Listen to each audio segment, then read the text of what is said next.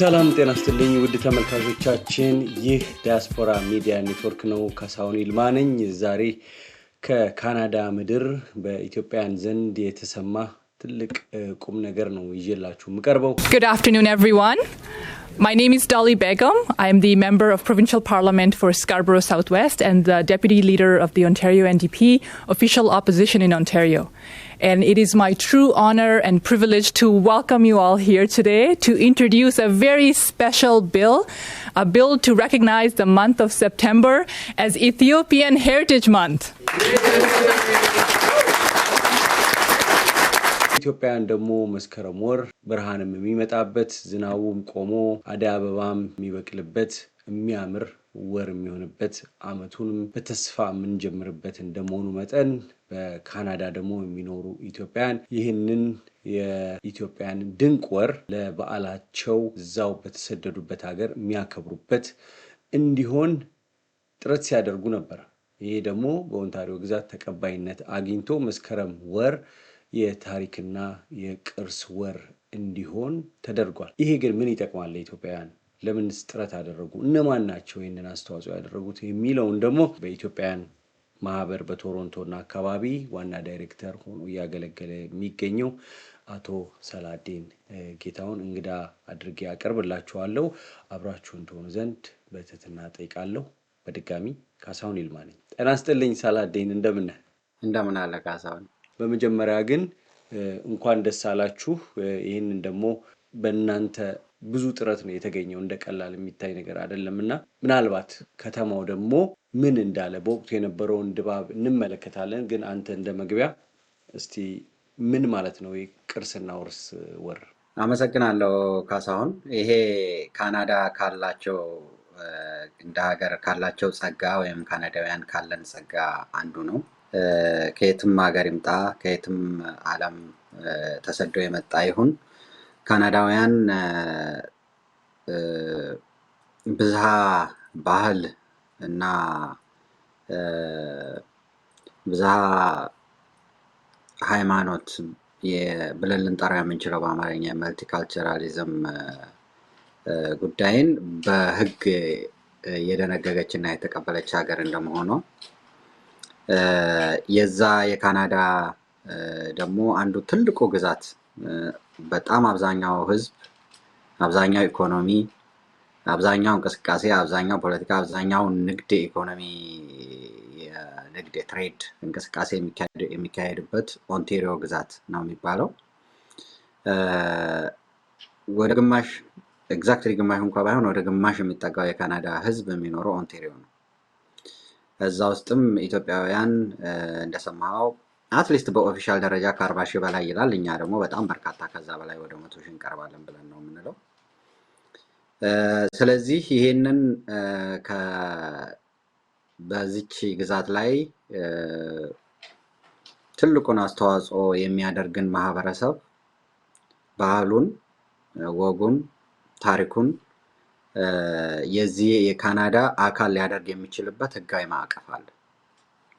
በመሆኑም እኛም እንደ ትልቅ ታሪክ ባለቤቶች እንደ ኢትዮጵያ በጣም ብዙ ታሪክ ብዙ የሚነገር መሰረት ያላት ሀገርና እንደዛ አይነት መሰረት ያለን ህዝቦች በመሆናችን እዚህ የሚወለዱትና የሚያድጉት ሰከንድ ሰርድ ጄኔሬሽን ካናዳውያን ከኢትዮጵያ ወላጆች የሚወለዱ ካናዳውያን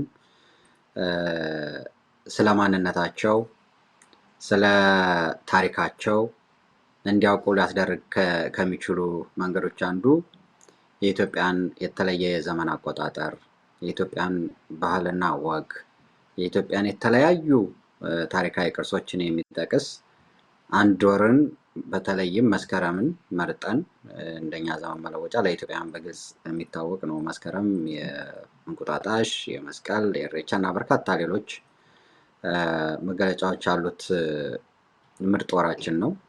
ያንን በህግ እንዲጸድቅ ለማድረግ የተፈለገበት ምክንያት አንዱ እሱ ነው። ሁለተኛ እዚህ ያሉ ካናዳውያን ኢትዮጵያውያን እነማን እንደሆኑ ማወቅ አለባቸው። ያንን ሊያውቁ የሚችሉ እንደዚህ ህግ ሲወጣ መስከረም የኢትዮጵያ የታሪክና የቅርስ ወር ነው ሲባል መስከረም በመጣ ቁጥር በትምህርት ቤት ተማሪዎች ስለ ኢትዮጵያ ማንነት፣ ስለ ኢትዮጵያ ታሪክ፣ ስለ ኢትዮጵያ ቅርስ፣ ስለ ኢትዮጵያ ባህል፣ ስለ ኢትዮጵያ አኗኗር፣ ለምንድን ነው መስከረም እንደዛ የሆነው፣ ልዩ የዘመን መለወጫ የዘመን አቆጣጠር ያላቸው 78 ዓመት ገና ከዚህኛው ያንገር የሆነ ካለንደር ያላቸው እነዛን ሁሉ ህጉ ላይ የተቀመጡትን በርካታ የኢትዮጵያን ጸጋዎች ይማራሉ ማለት ነው። ስለዚህ በአንድ ድንጋይ በጣም ብዙ ወፍ ነው ማለት ነው። ካሳ አመሰግናለሁ። ተመልካቾቻችን የምትከታተሉት ዲያስፖራ ሚዲያ ኔትወርክ ነው። እስቲ በወቅቱ የነበረውን ሁኔታ ደግሞ እንመልከት። ውሳኔው ብዙ ኢትዮጵያውያንን አስደስቷል። Privilege to welcome you all here today to introduce a very special bill, a bill to recognize the month of September as Ethiopian Heritage Month. And recognize the people who have come from Ethiopia and have contributed so much here in Ontario, here in Canada, and their contribution has been having a lasting impact throughout the country, in its economy, the social fabric, the cultural fabric, the traditions, the values that you've brought in. ኢትዮጵያን የስደት ታሪክ ሩቅ አይደለም። አጠቃላይ በየትኛውም ዓለም ላይ ብናየው ከአፄ ኃይለ ሥላሴ መንግስት መውደቅ ጀምሮ የደርግ መንግስት ከመጣ ጊዜ ጀምሮ ነው ኢትዮጵያውያን መሰደድን የመረጡት። ከዛ በፊት ውጭ ሀገር እንኳን የሚሄዱ ሰዎች ወደ ሀገራቸው የሚመለሱበት ዘመን ነበር። ኢትዮጵያውያን ለትምህርት የመጡ ውጭ ሀገር መጥተው አይቀሩም ነበር። በ1960ዎቹ መጥተው እዚህ የቀሩ ሰዎችና ኑሮ ያደረጉ ሰዎች ይኖራሉ። ነገር ግን እንደኛ በሙሉ ስደት አልነበረም። ከሰባዎቹ ጀምሮ ብዙ ኢትዮጵያውያን ወደ ተለያዩ ጎረቤት ሀገራት በመሄድ ወደ ባህር ማዶ ወደ ተለያዩ የምዕራብ ሀገሮች መሻገር ጀምረዋል። የካናዳም እንግዲህ 1970ዎቹ እና 80ዎቹ ነው። ይሄንን ሀሳብ ማን አመጣው፣ እንዴት መጣ የሚለውን እንመልከተው። ምክንያቱም እዚህ በባርነት የመጡ ጥቁር አሜሪካውያን ዘራቸውን ፍለጋ ተመልሰው ወደ ጋና፣ ወደ ናይጄሪያ የተለያየ ሀገር ደማቸውን ምናቸውን አስመርምረው ከዚህ ነው የመጣሁት ከዛ ነው የመጣሁት በሚል በግምት ይሄዳሉ። እዛ ደግሞ የሚኖሩ ካናዳውያን አሁን ሰከንድ ጄኔሬሽን እየተፈጠረ ነው፣ ተርድ ጄኔሬሽን እየተፈጠረ ነው። እነዚህ ሁለተኛ እና ሶስተኛ ትውልድ ያለ ሲሄድ ነገ ኬት ማን ምን እንደመጣ ለማወቅ ይከብዳል። እንዴት ተጀመረ የእናንተ ሀሳብ? ይሄ ያየኸው ቪዲዮ ሶስት ስቴጆችን ነው ማለፍ ያለበት ህግ ሆኖ እንዲጸድቅ።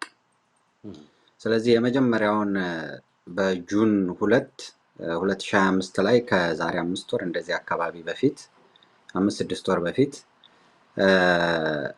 ለመጀመሪያ ጊዜ ስናቀርብ ማህበረሰባችን በአንድነት ተሰብስቦ ፓርላማው የክልሉ ፓርላማ ወይም የግዛቱ ፓርላማ ሄዶ ያቀረብንበትና ያው ኢንትሮዲዩስ የተደረገበት የመጀመሪያ ሪዲንግ የሚባለው ላይ የነበረው ቪዲዮ ነው ቅድም ያየኸው። ከዛ በኋላ ሁለተኛንም ሶስተኛንም አልፎ ነው አሁን ህግ ሆኖ የወጣው ማለት ነው። በዛ ደስ ይላል። እንዴት ነው ሀሳቡ የመጣው? በኮሚኒቲያችን ውስጥ በወጣትነታቸው እዚህ የመጡ በጣም በጠንካራ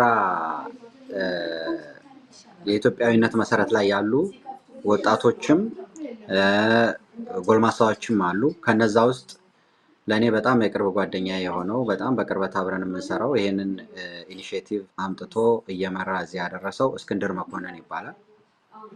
እስክንድር መኮንን የዚህ ኮሚኒቲ አባል ነው።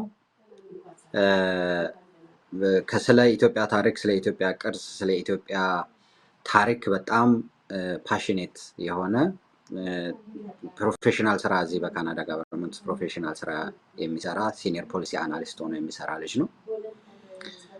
እሱን አምጥቶት ማን ስፖንሰር እንደሚያደርገው ሊበን ገብረ ሚካኤል የሚባል ደግሞ በስሙ መንገድ የተሰየመለት ኢትዮጵያዊ ያለ እነዚህ ሁለቱ አንድ ላይ ሆነው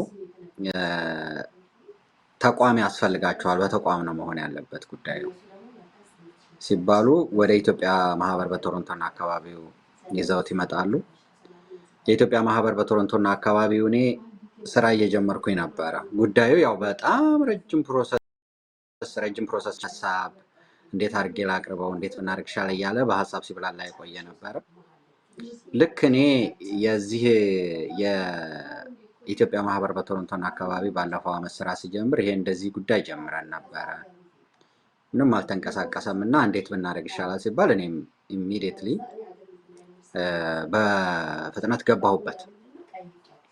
እዛ ስገባበት የኢትዮጵያ ማህበር ይህንን ረቂቅ ህግ በማቅረብ ሂደት የመሪነቱንና የማስተባበሩን ስራ እንዲይዝ በኦንታሪዮ ውስጥ ያሉ ኢትዮጵያውያንን የሚወክሉ ድርጅቶች፣ የኮሚኒቲ ኦርጋናይዜሽኖች፣ ቢዝነሶች፣ ስብስቦች፣ የሀገር ሽማግሌዎች በሙሉ እንዲሳተፉበት ህጉም ስለሚጠይቅ በማርቀቁ ሂደት ላይ ያንን በማድረግ ነው ወደዚህ ድልና ወደዚህ የደስታ ውጤት ላይ እየደረስነው ማለት ነው። ይህንንም አጋጣሚ ተጠቅሜ እስክንድር መኮንንና ሊበል ገብረ ሚካኤልን ሌሎች ሰዎች እንዳሉ ሆነው በኋላ መመለስበት የአንበሳውን ድርሻ ወስደው ይህን ሁሉ ነገር ታሪክ እንዲሰራ ስላደረጉ በኢትዮጵያ ማህበር ስም በኢትዮጵያውያን ካናዳውያን ኮሚኒቲዎች በአጠቃላይ ስም ምስጋና ማቅረብ ፈልጋለሁ። በዚሁ አጋጣሚ እስክንድርን ስሜትም ማየቱ ጥሩ ነው። እዛ ላይ ንግግር አድርጓል። እሱን እንመለከታለን። ያንን አይተን ደግሞ እንመለሳለን። Good afternoon everyone. እንኳን ወደና መጣችሁ። My name is Iskander Makonnen. I'm proud to share this moment with my two wonderful children, Galila and Elijah Iskander. My youngest, Gion, who just turned 4, couldn't be here today, and all the stakeholders and partners that worked with us across Ontario. This would have not been possible without their efforts and involvement. Finally, a very special thanks to the Honourable MPPs, Dolly Begum and Christine Wong Tam, and their staff for welcoming us and supporting this initiative. Today is a momentous occasion, one that is deeply personal to me and profoundly significant for the Ethiopian Canadian in Ontario and across Canada. For me, this journey has been over a decade in the making. A dream nurtured through years of conversation, collaboration, and unwavering commitment. And today, we stand together at the right time with the right people to mark this milestone. With the passage of this bill, my children and thousands of Ethiopian Ontarians will see their heritage officially and formally recognized, reflected, and celebrated in their schools and communities. አሁን ይሄ እንግዲህ ሳይጸድቅ ነው ብለሃል አይደል? ይሄ ሁሉ ንግግር ስታቀርቡ ነው። የመጀመሪያው ምንድነው መሰለህ፣ በአሰራር ደረጃ የኦንታሪዮ ህግ ወይም ጀነራል የካናዳ ህግ 3 ማለፍ አለበት ትክክለኛ ህግ ሆኖ ለመቅረብ። ዲቤቱን፣ የሚቀርቡ ተቃውሞዎችን፣ የሚቀርቡ ጥያቄዎችን ጊዜ ተወስዶ የማይስማማ ካለ መስተካከል ነገር ካለ ይሄ ነገር ለካናዳ የማይጠቅም ከሆነ ዲቴይሊ ታይቶ ነው የሚሄደው። ይሄን ስናቀርብ ለመጀመሪያ ጊዜ ኢንትሮዲዩስ ሲደረግ የተደረገ ንግግር ነው። ይሄን ገለጻ ስታደርጉ ማለት ነው። እንግዲህ ዝም ብሎ እጅ ማውጣት የለም እንደኛ ሀገር ፓርላማ ማለት ነው። በዚህ ዝግጅት ላይ አሁን እዚህ መድረኩ ላይ ያሉ ሰዎች ቤሊ በጉም ሆነ ወንግታም የተባሉት ሁለቱም እንደ እናንተው ከሌላ ሀገር የመጡ እንደሆነ ከስማቸው መረዳት ይቻላል። ፓርላማው የብዙ ስብጥር አባላት ያሉበት ነው ማለት ነው። የዛው የግዛት ፓርላማ ካናዳ በአጠቃላይ በጣም መልቲካልቸራል ነው። በተለይ አሁን እኛ የምንኖርበትን ከተማ ቶሮንቶን ብታየው 52% ከካናዳ ውጭ የተወለዱ ናቸው ፖፑሌሽን። እንደው ፖለቲካው የተቆጣጠሩት ፖለቲካው ላይም እንደዛው ነው። ከፌደራል ጀምሮ አሁን ይሄ የክልል በኢትዮጵያ ደረጃ ክልል ወይም ደግሞ በእናንተ ስቴት የሚባለው ነው። በዚህ በክልሉም ሁሉንም አይነት ማህበረሰብ ተወካይ አለ። ምናልባትም ከኢትዮጵያውያን በስተቀር ማለት ትችላለህ። አንዱ በጣም በኋላ ላይ የመጨረሻው ሪዲንግ ላይ በከፍተኛ ሁኔታ ሰፖርት ሲያደርገንና ሻምፒዮን ሲሆንልን የነበረው ከነዚህ ከሁለቱ በተጨማሪ ደግሞ ከሶማሌ ቤተሰቦቹ ወይም ባክግራውንዱ ከሶማሌ የሆነ መሐመድ ፊሪን የሚባል ወይም እሳቸው ሊባል ይችላል ወጣት ስለሆነ ነው አንተ ምለው ፕሮቪንሻል ሜምበር ኦፍ ፓርላመንት አለ። ስለዚህ ጥያቄህን ለመመለስ ፓርላማው በጣም እንዳልከው እነ ዶሊ ቤገምንና እነ ኤምፒፒ ክርስቲያን ዋንታምን ጨምሮ ከተለያየ ዓለም ክፍል የመጡ ባክግራውንዳቸው ከሁሉም ዓለም የሆኑ ካናዳን ቤቴ ሀገሬ ብለው በካናዳ ካናዲያንስ የሆኑ ወይም ደግሞ በስደት መጥተው እዚህ ቤተሰቦቻቸው አያቶቻቸው ቅድመ አያቶቻቸው እዚህ የቆዩ ካናዲያንስ ያሉበት ነው ፖለቲካው ምክር ቤቱ። በጣም ጥሩ አመሰግናለሁ። እንግዲህ እነዚህን ሁሉ ሀርድልስ መሰናክሎች አልፎ ከዚህ በኋላ ሶስቴ ታይቶ ነው እናንተ ለዚህ ለዛሬው ድል የበቃችሁት። ማስታወቂያ እንመልከትና እንመለሳለን። ያንተም ንግግር አለ እዚህ ጋር የሃይማኖት አባቶች ከተለያዩ ሃይማኖቶች ኢትዮጵያውያን መጥተው ነበረ እዚህ። እንግዲህ ቢል 38 ከመጽደቁ በፊት የነበረ የመጀመሪያ ሂደት ነውና ያንንም የሚያሳይ ታሪካዊ መረጃም መኖሩ በጣም ጠቃሚ ነው። ይህንንም ትይዙታላችሁ ብዬ አስባለሁ። ወደ ማስታወቂያው እንሂድና እንመለሳለን።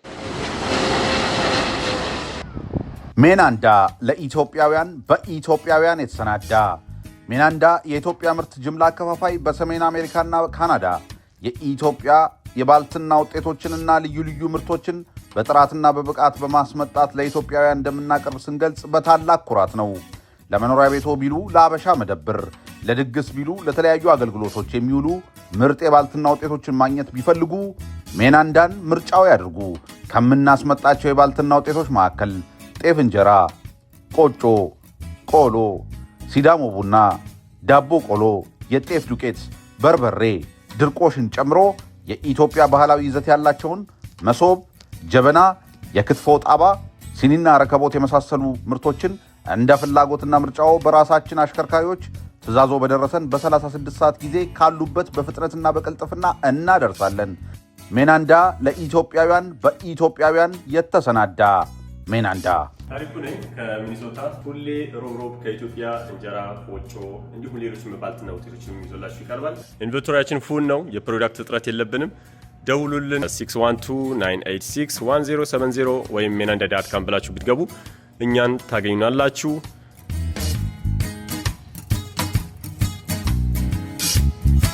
ተመልካቾቻችን የምትከታተሉ ዲያስፖራ ሚዲያ ኔትወርክ ነው። በድጋሚ ካሳሁን ይልማ ነኝ። በኦንታሪዮ ግዛት በተለይ በቶሮንቶ ከተማ የሚገኙ የኢትዮጵያውያን ማህበር ውስጥ ያሉ ኢትዮጵያውያን ያደረጉት ጥረት በካናዳ በዛው ግዛት ውስጥ መስከረም ወር የቅርስና ውርስ ወር ሆኖ እንዲከበር ተወስኖላቸዋል። ምንድነው የሚያደርጉበት በዚህ ወር የሚለውን ደግሞ ከማህበሩ ዋና ዳይሬክተር አቶ ሳላዲን ጋር እንቀጥላለን። አቶ ሳላዲን መጀመሪያ ይህን ነገር ኢትዮጵያውያን ይገባል ብለው ካቀረቡበት ቀን ጀምሮ የነበረውን ዕለቱ አቶ እስክንድርንም አስደምጠናል። አንዱ ከፍተኛ ጥረት ሀሳብን በማመንጨት ከአቶ ሊበን ጎን እንደሆነ ነግሮናል። አቶ ሳላዲን ራሱ በዕለቱ ያደረገውን ንግግር እናድምጥና ወደ እሱ እንመለሳለን። Salah, my first name, is of an Arabic origin and commonly found in Muslim communities. While Getahun, my last name, is a traditional Ethiopian Christian name, I represent a complex and yet homogeneous identity within one person. This is why today's gathering matters deeply to me. Today marks the beginning of legal recognition for the multicultural identity of Ethio-Canadians like myself. Introducing a proclamation to designate September as Ethiopia's Heritage Month in Ontario is not just a symbolic gesture. This is a profound act of recognition. And recognition means everything to my community. To be seen is to belong. And for us, the recognition of our heritage means that Ontario is not just a place that we just live. This is a place we call it home. ብዙ መከራ አይቶ በፖለቲካውም በእስሩም በእንግልቱም ተሰቃይቶ ለመጣው የፖለቲካ ስደተኛ ትልቅ ነገር ነው በተለይ በሀገር ሳይከበሩ በሰው ሀገር መከበር ያስደስታል፣ አለመውደቅንም ያሳያልና ምንድን ነው የምታደርጉት አሁን? እስቲ የመስከረም ወር በመጣ ቁጥር ምናልባት ወደ ሀገር ቤት መሄዴን ትቼ ወደ እናንተ ጋር ስለሚቀርበኝ ጉዞዬን ወደዛ ላደርግ እችላለሁ። መምጣት አለብህ። በየአመቱ እኛ መስከረም ሲጀመር መስከረም ላይ የኢትዮጵያን አዲስ ዓመት በጣም በትልቅ ፌስቲቫል ነው የምናከብረው። ቶሮንቶ ላይ በተለይ በሺዎች ላይ ከ5,000 እስከ 10,000 የሚቆጠር ሰው የሚገኙበት ትልቅ ፓርክ ላይ ልክ እንደ ኢትዮጵያውያን የሰሜን አሜሪካ እግር ኳስ ፌስቲቫል አለ አይደለም? እንደዛ በሚመስል ሁኔታ ለምሳሌ በዚህ ዓመት አሁን ያለፈው መስከረም ሐመልማል አባተ፣ ህብስት ጥሩነህ፣ ብርሃኑ ተዘራ ላፎንቴን፣ አብነት ግርማ፣ ሜላት መንገሻ እነዚህ ሁሉ እነ ግሩም መዝሙር ራሱ መጥቶ ነበረ ከኢትዮጵያ እዛ ፐርፎርም ለማድረግ እና አሁን ግን ከዚህ በኋላ ምንድነው የሚሆነው? በእኛ በኩል በኦንታሪዮ ግዛት በአጠቃላይ ደመቅ አድርገን መስቀልንም እሬቻንም በመስከረም ሊከበሩ የሚችሉ ከዘመን መለወጫችን ጀምሮ በደንብ አድርገን የምናከብርባቸው በጣም በርካታ ስነ ስርዓቶች ይኖሩናል ማለት ነው። እንደ ኢትዮጵያ ማህበር በቶሮንቶና አካባቢው እንደዛ እናደርጋለን። ሌሎችም ኮሚኒቲ ኢትዮጵያን ኦሪጂን የሆኑ ኮሚኒቲ ኦርጋናይዜሽኖች በኦታዋ፣ በኪችነር ዋተርሉ፣ በሃሚልተን እዚያ አሁን መጣራለህ እዚያ ያሉ ከተሞች ኦንታሪዮ ውስጥ ያሉ በጣም ብዙ ኢትዮጵያውያን የሚኖርባቸው ከተሞች ናቸው። በዊንድዘር፣ በለንደን ኦንታሪዮ፣ በቤሪ እነዚህ ከተሞች ላይ ያሉትም በኩራት ባንዲራቸውን ከፍ አድርገው ስለ ኢትዮጵያ ሄሪቴጅ መንዝ እዛ ላለው ህዝብ እየነገሩ የምናከብርበት ይሆናል ማለት ነው። ይሄ በእኛ ሳይድ ነው። በመንግስት በኩል ደግሞ በቀደምም እየነገሩን ነበር። እዛው ፓርላማ ውስጥ የኢትዮጵያ ሄሪቴጅ መንዝ መጀመሪያ ተብሎ ትልቅ ዝግጅት ይደረጋል። በየአመቱ ግብዣ ይደረጋል። ኃላፊዎች፣ ሚኒስቴሮች ይመጣሉ። ለነሱ ምንድነው ይሄ የኢትዮጵያ ሄሪቴጅ መንዝ የሆነው የሚለውን ግንዛቤ በደንብ መስጠት አትሊስት በተለይ መጀመሪያ አካባቢ በደንብ ስለ ኢትዮጵያ ታሪክ እንዲያውቁ። ምክንያቱም ፕሮክላሜሽኑን ካየኸው ስለ መስከረም ስላሉን በዓሎች ብቻ አይደለም የሚያወራው። ስለ ኢትዮጵያ ታሪክ በተቻለ መጠን ምን ያህል ብዙ የተለያዩ ሃይማኖት በተለይ ሶስቱ ሃይማኖቶች ከዛም በተጨማሪ ደግሞ በኢትዮጵያ ውስጥ ያሉ ቅርሶች፣ በኢትዮጵያ ውስጥ ያሉ ታሪኮች ታውዘንድስ ኦፍ ይርስ ለዚህ ሀገር ህዝብ ብርቅ ነው። ያንን የምናስተምርበትን አጋጣሚ ያገኘን ማለት ነው። ያ ደግሞ ያ ከኛ ሳይድ እንዳለ ሆኖ ወይም ደግሞ በጋቨርንመንቱም ሳይድ ይሄ እንዳለ ሆኖ ትምህርት ቤቶችም ደግሞ አሉ። በተለይ የኦንታሪዮ ውስጥ የሚገኙ ትምህርት ቤቶች ኢትዮጵያን ሄሪቴጅ መንዝ መስከረም የኢትዮጵያ ሄሪቴጅ መንዝ ነው ተብሎ ሲጀመር ምን ማለት ነው፣ ለምንድነው መስከረም የኢትዮጵያ ሄሪቴጅ መንዝ የሆነው የሚለውን በትምህርት ቤታቸው በኩል ካሪኩለም ውስጥ ገብቶ ልጆች ሁሉም ኦንታሪዮ ውስጥ ያሉ ልጆች ትምህርቱን እንዲማሩ ይሆናል ማለት ነው። ይሄ ምን ይፈጥራል? ትምህርት ቤት ልጆቻችን ሲሄዱ እኔኮ እንደዚህ ከሚባል ሀገር ነው የመጣሁት፣ ሀገራችን እንደዚህ ነበረ ምናምን እያሉ ሁሉ ጊዜ ራሳቸውን ፕሩቭ ለማድረግ ስለ ባክግራውንዳቸው ለማውራት ያለውን ስራ ጨርስንላቸው ማለት ነው።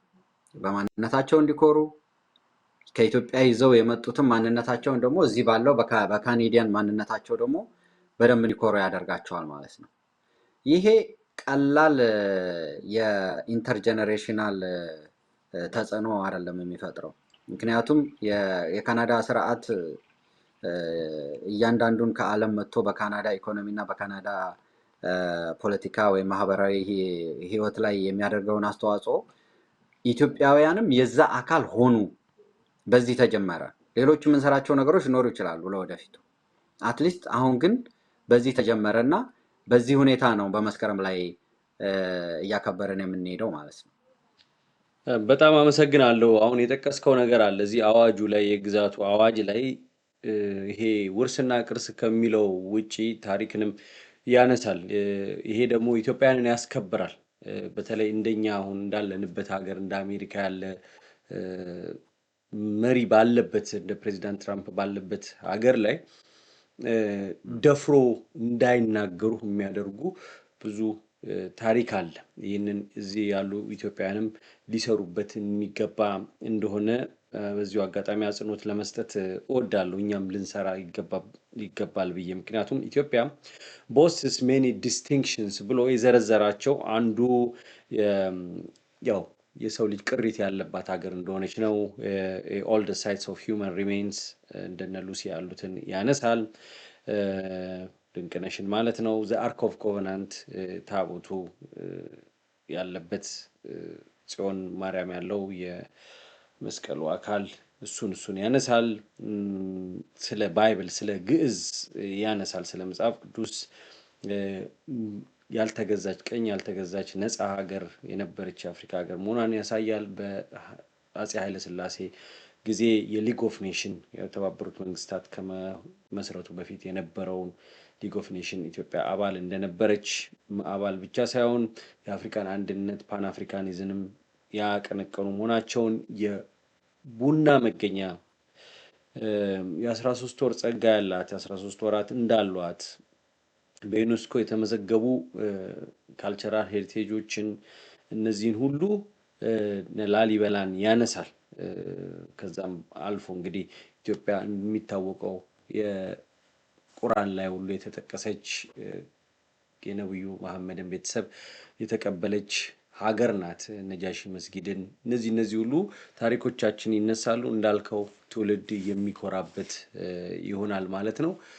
በጣም ነው ማመሰግነው። ምናልባት ከቪዲዮ ውስጥ የሃይማኖት አባቶች እንደው ትንሽ የተናገሩት ቢታይ መልካም ነው ላለው በዚሁ አጋጣሚ I begin by saying that the month of September is significant month for the Ethiopian living Ethiopian or abroad. I would like just to mention the most important event celebrated by the Ethiopian Orthodox Tewahedo Church in the month of September. The first one is the Ethiopian New Year, also known as Enqutatash. It's celebrated on September 11th or September 12th in a leap year in the Gregorian calendar. It marks the beginning of the year in Ethiopian traditional calendar. The Ethiopian New Year has in total 13 months, 12 months of 30 days each, and one additional month called Pagme, which has 5 or 6 days depending on whether it's a leap year. The Ethiopian New Year falls on Maskaram 1st, the first day of the first month Maskaram, which roughly corresponds to September 11th in the Gregorian calendar. The Ethiopian year currently is 2017, as the faithful erect the Damera or bonfire on open public area. Our honorable MPPs for this opportunity, and especially Ethiopian Association for this initiative and reaching out everyone. Indeed, all of us today here for one thing. We are here asking Ontario government, which we deserve.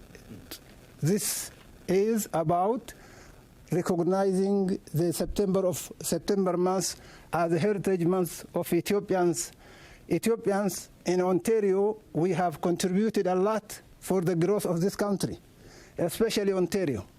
We deserve to be recognized, and all of us today here hopefully will listen to us, our government, and we will soon will hear this recognition, inshallah. The Muslim and Christian and other nations, other tribes, will live in harmony, respect, diversified and society. We are proud to be for that. As a community, as a Christian group of people, growing in numbers, growing in so many directions, and also witness that we are not here just to take advantage of what the previous generation, the price they paid to build this beautiful nation of Canada. We are also here, I also witnessed that we are not only the beneficiaries, also we are here to contribute and respect and then to carry whatever is passed on from the previous generation. የመጨረሻው ከተናገሩት ልጀምር። ትልቅ ንግግር ነው። እዚህ ያለነው ልንወስድ እንደውም ከትናንት ወዲያ አንድ ያዘጋጀው ዝግጅት ነበረ። አንዲት ኬንያዊ የምንመጣው ለገንዘብ ነው የራሳችሁ ጉዳይ እናንተን ሀገር ለመገንባት አይደለም ደቡብ አፍሪካም ሊሄድ ዱባይም ሊሄድ አሜሪካም ልምጣና የትራምፕ ጉዳይ ራሳችሁ ጣጣ ነው ስትል ነበር ኦፌንሲቭ ነው ብዙዎችን ያበሳጫል እንዲህ አይነት ነገር ያለንበትን ሀገር ማክበር ተገቢ ነው የሚል አንድ መልእክት የያዘ ዝግጅት ነበር ከትናንት ወዲያ በዲያስፖራ ሚዲያ ኔትወርክ ላይና የዚህ የፕሮቴስታንት ቤተክርስቲያን ወክሎ የመጣው ሰው አንተ ስሙን ታስተዋውቀናል የተናገረው ንግግር ልንወስድ ብቻ ሳይሆን አስተዋጽኦ ልናደርግ ነው ያለፈው ጄኔሬሽን ይሄን ሀገር ለዚህ ያበቁት ሰዎች የነሱን ማስቀጠል ብቻ ሳይሆን አስተዋጽኦም ልናደርግ ነው ግን ለምናደርገው አስተዋጽኦ ደግሞ እንደ ኢትዮጵያ እውቅና ልናገኝ ይገባል የሚል ነውና ሶስቱንም ሰዎች አስተዋውቀን እስቲ ወንድማችን ኤልደር ሳምሶን ይባላል አንተም ብለው ከቅርበታችን አንፃር ነው ኤልደር ሳምሶን በጣም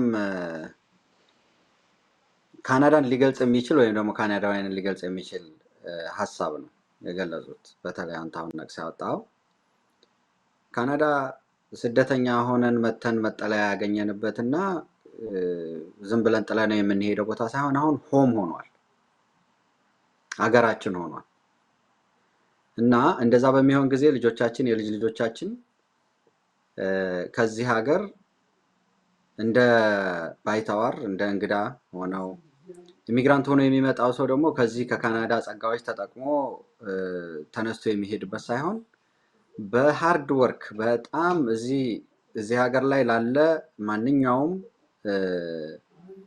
የኢኮኖሚ የማህበራዊ የባህላዊ የሁሉ ግንባታ የራሳችንን አስተዋጽኦ እያደረግን ያለን ህዝቦች ነን ስለዚህ ያለውን ለመውሰድ ሳይሆን የኛ የሆነውን ክሌም ለማድረግ ነው ምክንያቱም ካናዳ ስንመጣ እንግዳ ከሆንበት ጊዜ አንስቶ ከ1960ዎቹ 70ዎቹ ጀምሮ ትሩ ጄኔሬሽንስ የኢትዮጵያውያን አንድ ቤት ሆኗል አሁን ኢትዮጵያውያን ካናዳውያን በጣም በርካታ ናቸው ንብረት ያፈሩ በተለያየ መንገድ ለዚህ ሀገር አስተዋጽኦ ያደረጉ ያሉ በመኖራቸው ምክንያት ይሄ ደግሞ ይፈቅዳል ስርዓቱም ስለሚፈቅድ ነው የካናዳ ስርዓት ሁሉም ካናዳን ቤት ሀገሬ ብሎ የመጣ ቤቱ ነው ይሄ የሚል ስለሆነ እንደ ሰውነት ብቻ ሳይሆን ከነ እሴቱ ከነ ታሪኩ ከነ ባክግራውንዱ በሙሉ ኢምብሬስ የሚያደርግ ስርዓት ስለሆነ ለዛ ደግሞ ትልቅ አክብሮትና አድናቆት ነው ያለን እንደ ኢትዮጵያን ኮሚኒቲዎች ተመልካቾቻችን የተከታተላችሁት እንግዲህ በካናዳ የሚኖሩ በኦንታሪዮ ግዛት በተለይ ቶሮንቶ ከተማ ኢትዮጵያን ማህበር ብቻ ሳይሆን የተለያዩ ኢትዮጵያውያን አስተዋጽኦ አድርገው የኢትዮጵያን ቀን ወይም የኢትዮጵያን ታሪክና ቅርስ ወር ተብሎ መስከረም ወር ኢትዮጵያውያን የሚከበሩበት በዓላቸውን የሚያከብሩበት ያ ብቻ ሳይሆን በየትምህርት ቤቱ በዛ ወራት የኢትዮጵያን ታሪክ ቅርስ ውርስ የሚነገርበት ስለሆነ ለቀጣዩ ትውልድ ብቻ ሳይሆን አሁንም ላለው ጠቃሚ የሆነ ነገር ሆኖ ተገኝቶ ነው እንግዲህ በተለያዩ ሂደቶች ውስጥ አልፎ የኢትዮጵያን ጥያቄ ተመለሰው ይህንን በተመለከተ አቶ ሳላዲን ጌታውን የኢትዮጵያን ማህበር በቶሮንቶ እና አካባቢው ዋና ዳይሬክተር በተቻለው አቅም ያለውን መረጃ ሰጥቶናል ይሄ ለብዙ ኢትዮጵያውያን በየቦታው ላሉ ትምህርት ይሆናል በኦንታሪዮ ግዛት ያላችሁ በካናዳ ያላችሁ ኢትዮጵያውያን በዚሁ አጋጣሚ እንኳን ደስ አላችሁ ለማለት ወዳለሁ ዲያስፖራ ሚዲያ ኔትወርክን ተከታተሉ የምትከታተሉ ሰብስክራይብ አድርጉ መረጃውን ደግሞ ለሌሎች አካፍሉ አንተን አመሰግናለሁ ደናውን መልካም ጊዜ አመሰግናለሁ ካሳሁን ባይ